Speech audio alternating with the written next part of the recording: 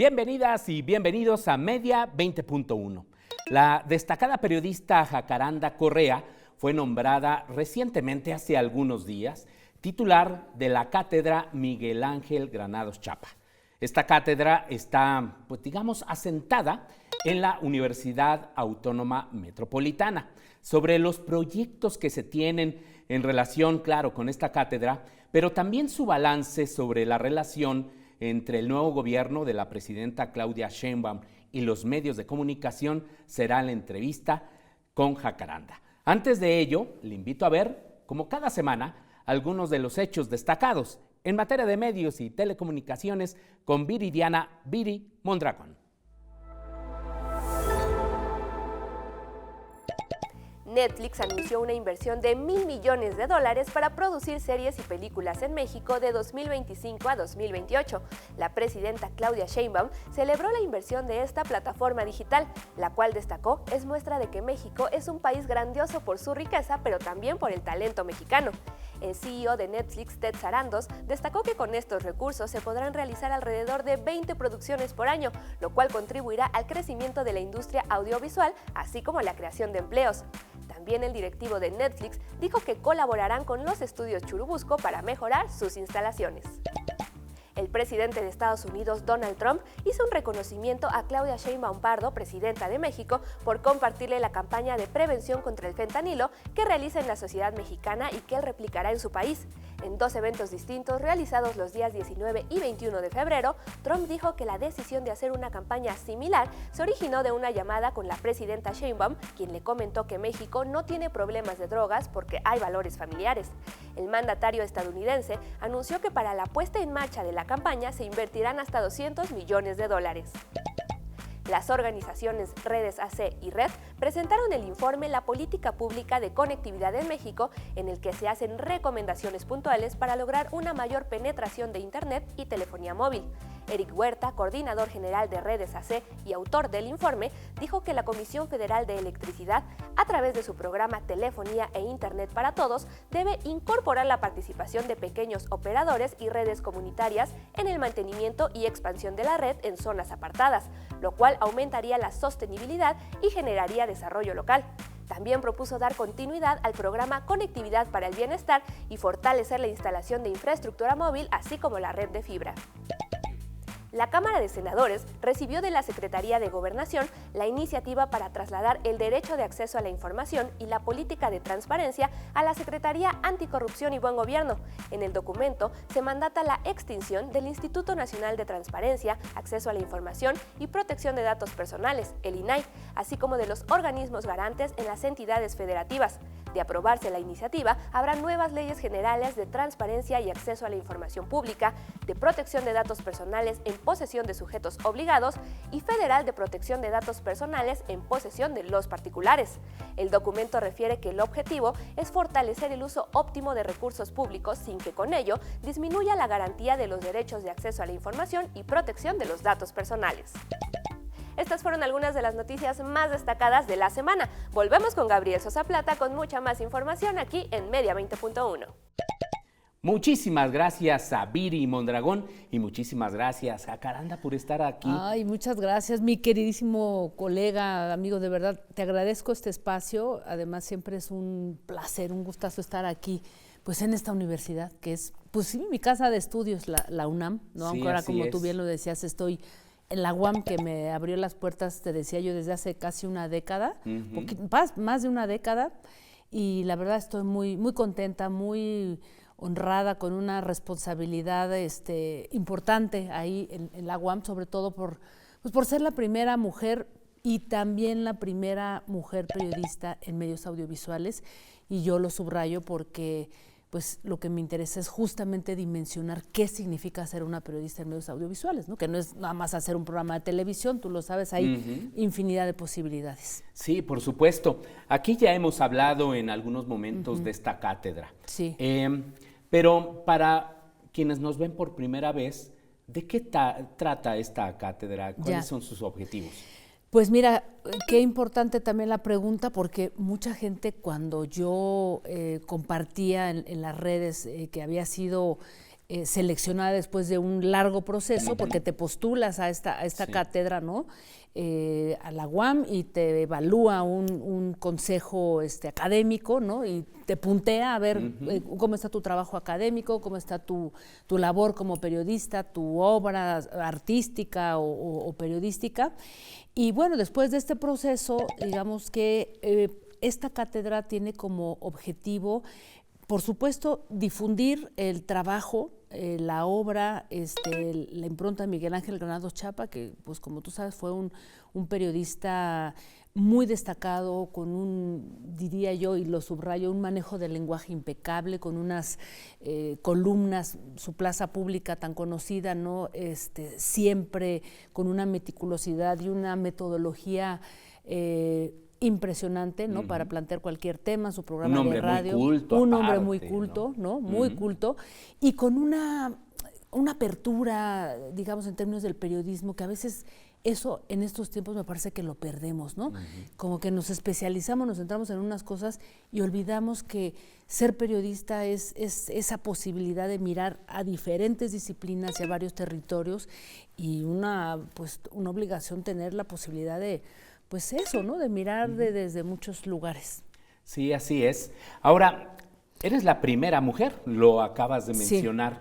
¿Eso cambia en algún sentido la visión, los objetivos? Ya nos platicarás ahora de Sí. tus proyectos más importantes. Claro que sí. Y nada más termino, déjame decirte que esta cátedra, además de difundir el acervo, pues está digitalizando todo el acervo que donó, pues bueno, justamente aquí Tomás Granados te platicó de ese importantísimo archivo que se está digitalizando, que va a estar abierto al público para consulta. Y también una serie de actividades, ¿no?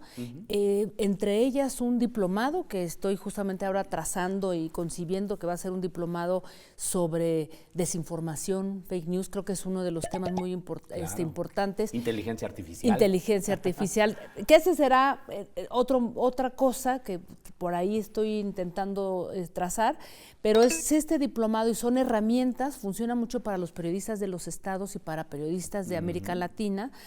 También otras actividades que ya estoy, ahora en marzo vamos a tener varias actividades, y mi objetivo es, pues lo que he venido haciendo, mi querido Gabriel, que tiene que ver con mirar el periodismo desde una visión más amplia, ¿no? Que el periodismo no solamente es la parte escrita o la parte de televisión, sino el periodismo está vinculado con el teatro documental, con el propio documental. Yo misma, pues también ahí tengo un pie puesto con la tecnología, con el arte, con la poesía, ¿no? En fin, hay muchas posibilidades, y quiero empezar a discutir. Vamos a tener una serie de cosas que tienen que ver con pensar el periodismo, ¿no? ¿Qué significa el periodismo hoy en estos tiempos, y cuando vemos que todo el territorio mediático se está reconfigurando, y hemos visto una cantidad de cosas interesantes, sobre todo por la larga historia que tenemos en este país como periodistas, ¿no? Y la historia del periodismo en este país. Entonces, estamos hablando, en principio, del diplomado, Es que ya había algunas generaciones, exacto, ¿no? hay varias de esto, generaciones. El diplomado y algunas otras actividades, Y varias cursos, actividades, talleres. son charlas, yo quiero ahora manejarme también mucho en redes sociales junto con la cátedra, porque creo que no necesariamente tienes que hacer actividades cerradas o fijas, que son importantes, ¿no? Sí. Vamos a hacer una con youtubers, porque a mí me interesa mucho discutir y empezar a ver cómo nos estamos enfrentando a los youtubers, ¿no? A toda esta generación, que la mayoría no son periodistas, hay que decirlo, pero están haciendo un trabajo muy interesante. Increíble, entonces, ¿no? Sí. hay que dialogar y hay que abrir la discusión. Entonces, va a haber varias charlas, varias mesas, eventos. Estamos por ahí planteando algo que muy interesante, periodismo y teatro documental, ¿no? Vamos a tener una función, no quiero decir mucho porque luego ya sabes que esas cosas empiezan a caer, pero hablar de eso. Y digamos que hay una vertiente que yo quiero manejar mucho en redes sociales para llegar por ahí de octubre, más o menos, si todo sale bien, a un gran evento o un encuentro entre periodistas, entre jóvenes, que tiene que ver con esta premisa de pensar el periodismo en este tiempo. Qué interesante, ¿no? Y es necesario reflexionarlo, creo que estamos en un momento fundamental y hasta fundacional, ¿no? De lo que está pasando con el periodismo aquí en México. Ahora, antes de que nos platiques de lo que está pasando, cómo estás viendo el periodismo, sí quiero destacar la presencia en esta cátedra. Cuando dieron a conocer tu nombramiento, ahí estuviste con la escritora y periodista Elena Poniatowska, se alinearon también los Julio astros. Hernández López. Platícanos es. de eso. ¿Qué se dijo que sea importante recordarle a nuestra audiencia? Claro, fue un evento muy importante. Lo más importante para mí de ese evento, creo yo, y por eso invité tanto a Julio Hernández, mejor conocido como Astillero, y a la querida Elena Poniatowska, primero porque son dos referentes, Elena del periodismo cultural y Julio del periodismo político, ¿no? Digamos que dos alas del periodismo que para mí son muy importantes y en las que he estado transitando todo el tiempo en mi carrera profesional, y sobre todo porque me parece que son dos personas que han sido congruentes con lo que han dicho, con lo que han planteado. En este caso, Julio hablaba de algo que me parecía muy importante, porque tú sabes que yo también colaboro con él los lunes, ahí en su programa que tiene todos los días de 1 a 3 de la tarde, y yo creo que él abrió digamos que una posibilidad de decir, ¿qué es el periodismo, no? ¿Cómo nos vamos a colocar en estos tiempos, si no discutiendo el periodismo más allá de las posturas ideológicas? Bueno, no más allá, porque obviamente tú tienes una postura, claro, tú posición. te asumes de un lado y el otro, o sea, no podemos ser neutros, pero sí creo que hace falta reflexionar, y eso lo planteaba Julio, sobre el papel del periodismo en estos tiempos, porque una cosa es nuestras posturas ideológicas, otra cosa es la propaganda, del lado que venga, ¿no?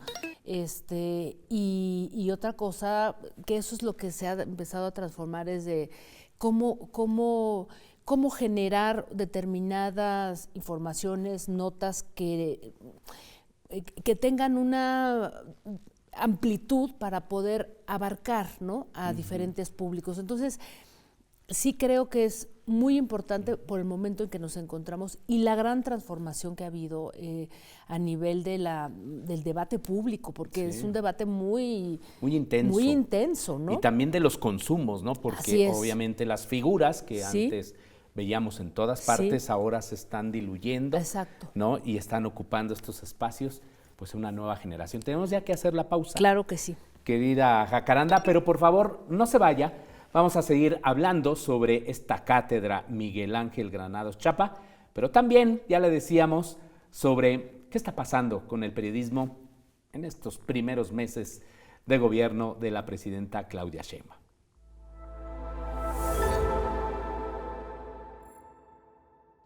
Hola, ya en otras ocasiones hemos platicado contigo sobre las niñas, niños y adolescentes que tienen a un familiar privado de su libertad. Hablamos de los NAPES, como solemos llamarles para abreviar. Pero, ¿te has preguntado cómo influye esa situación en su desarrollo cuando les toca vivir con su madre dentro de un centro de reinserción? ¿O qué pasa con ellos cuando van de visita para verla a ella, a su papá o a otra persona?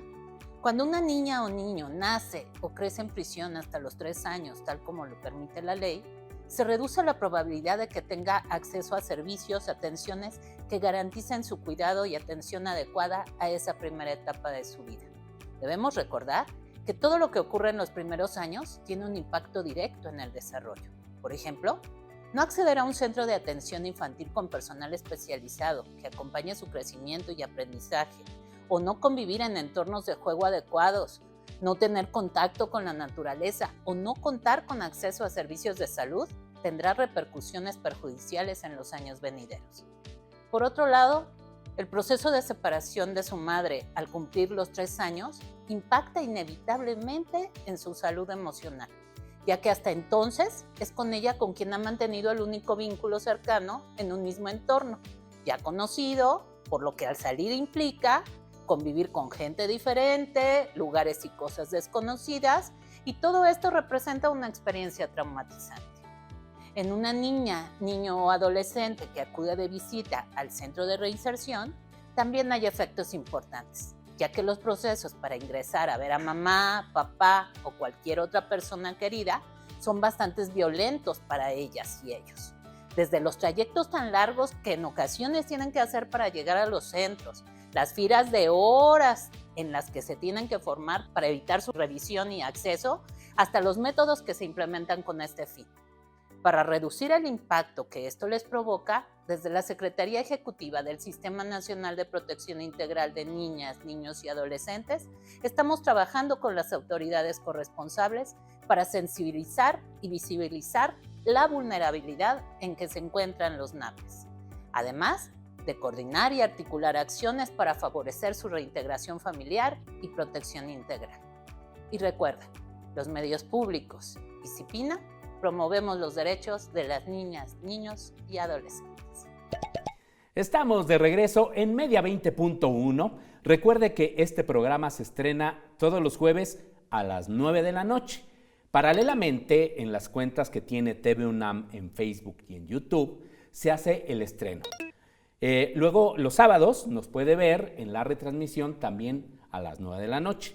Los jueves, en ocasiones estamos, ¿no? Otras no, pero se anuncia el tema que vamos a tener ese día en Prisma RU, que conduce Deyanira Morán, a quien enviamos también un saludo en Radio UNAM. Así que no hay manera de perderse los temas, los programas de Media 20.1. Y como le comentaba, pues en esta ocasión nos acompaña Jacaranda Correa para hablar de esta cátedra Granados Chapa y de cómo estás viendo el periodismo. Nos hablaste de Julio Astillero. Sí. Ya no nos platicaste qué dijo Elena Poniatowska. Bueno, Elena hizo un recorrido interesante sobre la vida de Granados Chapa, de dónde venía, digamos, más a un terreno del retrato del personaje, ¿no? Al estilo de Elena. Y bueno, pues platicó y compartió con los jóvenes, que déjame decirte algo, es increíble, a mí me sorprende muchísimo esa conexión que tiene Elena, ¿no? Con los jóvenes, ¿no? Y que creo que surgen las preguntas de qué le ha hecho conectar tanto, ¿no? Creo que tiene que ver porque la veíamos ahí en la cátedra y me contagió afortunadamente, porque yo también soy como muy suelta. Ella no es solemne, para ella no existe la solemnidad. Entonces, cuando hablaba del personaje Granados Chapa, desde cómo comía los tacos hasta su vínculo con muchas mujeres o tal, o sea, totalmente libre, suelta, sin ningún tipo de tapujos, ¿no? Y creo que eso también, aunque no fijaba determinadas posturas, sino decía, bueno, cómo llegó ella al periodismo, ¿no? Lo que siempre ha contado, porque eso le preguntaban por ahí, yo también le hice una pregunta, y pues contaba, ¿no? De cómo llegó siendo una mujer privilegiada, de dónde venía, de una escuela de monjas, su viaje a Chicago, cómo regresó, etcétera, y cómo empezó a trabajar. Entonces, yo creo que esa manera de contar, de hablar del personaje de Granados Chapa, la lleva a un terreno en el que conecta de una manera como muy natural, ¿no? Con las nuevas generaciones, ¿no? Y a mí me llama mucho la atención. De hecho, salíamos del auditorio y había un montón de jóvenes que no pudieron entrar. De hecho, se adecuó un salón con una pantalla para que pudieran presenciar el evento porque no cupieron, y entonces salió y todos los chavos le aplaudían, todas las chavas, increíble, la verdad. Muy emotivo, muy entrañable, y bueno, a mí me deja mucho eso porque yo les decía en el evento, tanto a ella como a Julio, que si estaban ahí, yo había querido invitarlos, ¿no? Que fueran como los padrinos de este comienzo, claro. De alguna manera la madrina de este comienzo, es porque también, si algo me recuerda al personaje Granados Chapa, es su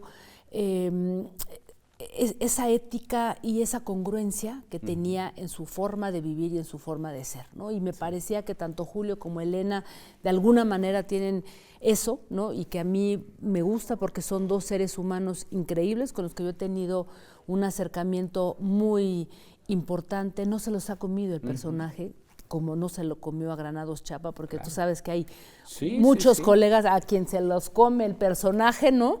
Y dices, ay, ¿no? Entonces, ¿cómo cambiaste? ¿Cómo cambiaste, no? Entonces, sí, a mí me encantó eso de ambos, ¿no? Sí, no, bueno, y ahora pues está mucho más vigente Pues sí, la obra, la filosofía que la Sí. tuvo, ¿no? Del maestro Granados Chapa, yo Sí. también tuve la fortuna de conocerlo, Sí. lo traté en diversas ocasiones y pues esto nos lleva a este tema. Creo que al actual, creo que no hay otra pluma que se le parezca hoy día a la de Granados Chapa. No sé tú qué pienses de lo que está ocurriendo, por ejemplo, con el columnismo actualmente en México y el periodismo en general. Creo que ese lugar, y voy a hacer una confesión que a mí me Sí. parece, o sea, la está ocupando justo Julio Astillero. Sí, fíjate que yo también lo creo. Pienso que en ese sentido, sí.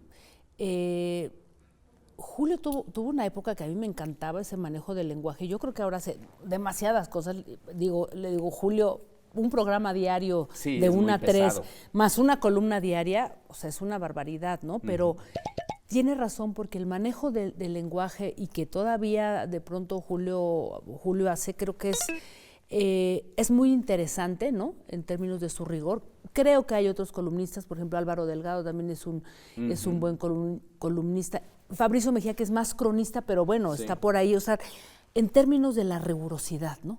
O sea, de la rigurosidad y de ese mapa que tienen de la política, de la vida pública, a mí me impresiona, ¿no? Entonces, sin duda, también creo que Julio, Pero y lo Julio decía. escribe diario, ¿no? Diario más el que programa. mencionaste no lo hacen todos los días. No lo hacen Digo, si todo- tienen un programa. Sí, exacto, y de vez en cuando escriben su columna, pero Julio escribe diario, como Miguel Sí, Ángel, ¿no? O sea, exactamente. como el maestro Granados Chapa. Y hay rigor, hay investigación, hay temas y hay una pluma crítica, ¿no? Que eso yo creo que es muy Y valioso. muy independiente, yo así Muy lo veo. independiente, y me parece que también Julio, como otras personas que están dentro de la jornada, ¿no? Mantienen, creo que esa viveza de que no, la jornada que mucha gente dice, es que es el órgano oficial. Yo digo, bueno, pues ahí hay plumas como la de Julio o el propio Magú, que es totalmente opuesto a Sí. otros caricaturistas. El y propio Luis Hernández Navarro. Luis ¿no? Que es Hernández muy crítico, Navarro, que también ha estado totalmente, aquí. y que está en la página, o sea, que él es el coordinador editorial, Sí. ¿no? Página de opinión, y además es un Blanche Pietrich, ¿no? Entonces me parece que, digamos que Julio, como tú lo dices, mantiene una postura muy, muy crítica, con un rigor de investigación, y bueno, pues también era, creo que, un homenaje a ese, digamos que a ese periodismo. Claro. Y pues yo he aprendido muchísimo de Julio, así es que por eso también estaba ahí el día de la presentación. ¿Estás viendo un replanteamiento en la relación con los medios Sí. de la presidenta Claudia Sheinbaum en relación a lo que venía siendo el presidente López Obrador? Fíjate que leí hace poquito una columna de un amigo, de un colega, Alejandro de la Garza.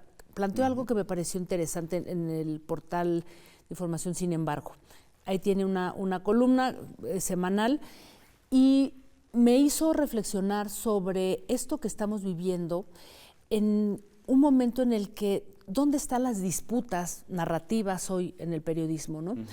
Y pareciera, digo, es una especulación, es una reflexión, no quiero decir que esto sea la verdad absoluta, sí, porque sí. no tenemos la verdad, no tenemos certezas, y qué bueno en este momento, ¿no? Sí, Las está estamos todo construyendo, muy- ¿no? Sí, sí, sí. Pero digamos que la disputa entre eso que creíamos, o sea, que siguen estando los medios corporativos o los medios hegemónicos, ¿no? Que yo ya no les podría decir hegemónicos porque pues se ha transformado mucho todo el ecosistema mediático, pero